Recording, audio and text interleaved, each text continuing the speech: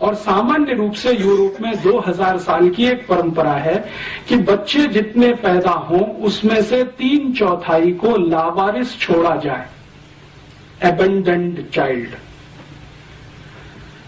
जैसे रूसों के 5 बच्चे हैं, 4 को उसने छोड़ दिया, घर से निकाल दिया, जन्म लेते ही निकाल दिया। तो वहां की परंपरा कैसी है? बच्चे ने जन्म लिया, पिता ने उसको किसी कपड़े में लपेटा और बाहर रख दिया, दरवाजे पे रख दिया या डस्टबिन के पास रख दिया।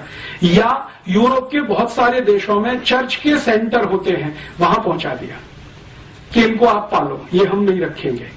सामान्य रूप से 3/4 बच्चे लावारिस छोड़े जाते हैं। उसके पीछे उनका लॉजिक क्या है?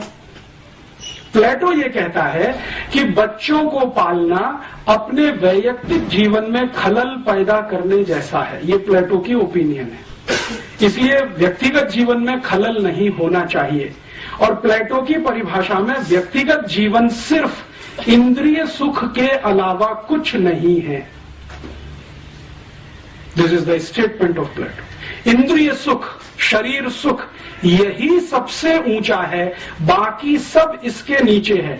और इंद्रिय सुख और शरीर सुख लेने में बच्चे सबसे बड़ी बाधा है, इसलिए घर में नहीं। आप छोड़ दो उनको, पैदा हुए तो छोड़ दो। प्लेटो ने अपने बच्चे छोड़े। प्लेटो की 4 पत्नियां हैं, उसमें से 1 शादी वाली है, 3 बिना शादी की हैं, तो जितने बच्चे हैं सब छोड़े। सोक्रेटिस ने यही किया, लेबिनिज ने किया, दिकार्ते ने किया, रूसो ने किया। सभी फिलोसोफर्स अपने बच्चों को लावारिस छोड़ते।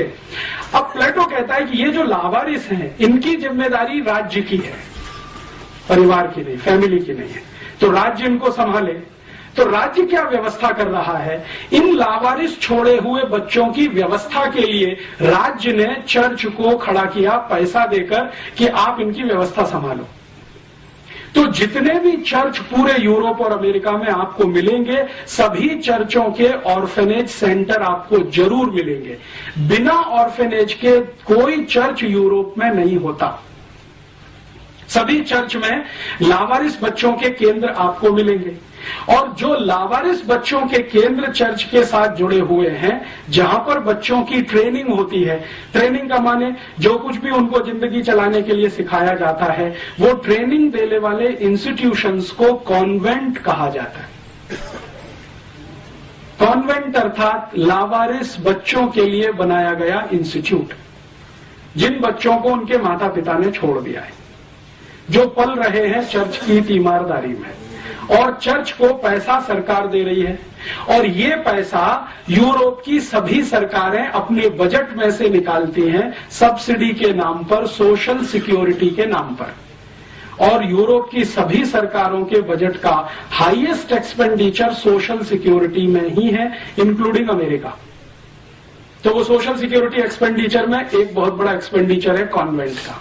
अब मेरे समझ में ये बात बिल्कुल स्पष्ट आने लगी है। पहले मैं बचपन में नहीं जान पाता था कि ये भारत में जो कॉन्वेंट स्कूल हैं, इन स्कूलों में हम जब पढ़ने जाते हैं या पढ़ाते हैं अपने बच्चों को, तो बच्चों को स्कूल में मदर फादर कहना क्यों सिखाते, टीचर कहना क्यों नहीं सिखाते?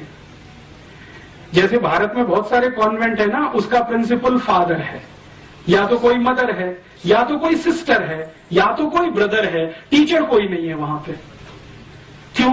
क्योंकि यूरोप में तो कॉन्वेंट स्कूल है ही लावारिस बच्चों के लिए, जिनके मदर फादर का पता नहीं है। तो किसी तरह मदर फादर की थोड़ी अनुभूति हो सके, इसके लिए वो अपने आप मदर फादर ब्रदर सिस्टर सिखाते। हमने जैसे का तैसा कॉन्वेंट का ढांचा वहां से आयात कर लिया, या जबरदस्ती हमारे ऊपर ठोक के बिठा दिया अंग्रेजों ने, जो भी कहना हो। वो अभी भारत में वैसे ही चलता है जैसे यूरोप में चलता है। भारत के जयपुर के किसी भी कॉन्वेंट स्कूल में आप चले जाइए, बच्चे को फादर ही कहलवाएंगे वहां के प्रिंसिपल को कि ये फादर है जो लंबा चोगा पहन के है, और वो सिस्टर है, या तो वो मदर है, या तो वो ब्रदर है। कोई टीचर नहीं है, क्योंकि वहां नहीं है तो यहां भी नहीं।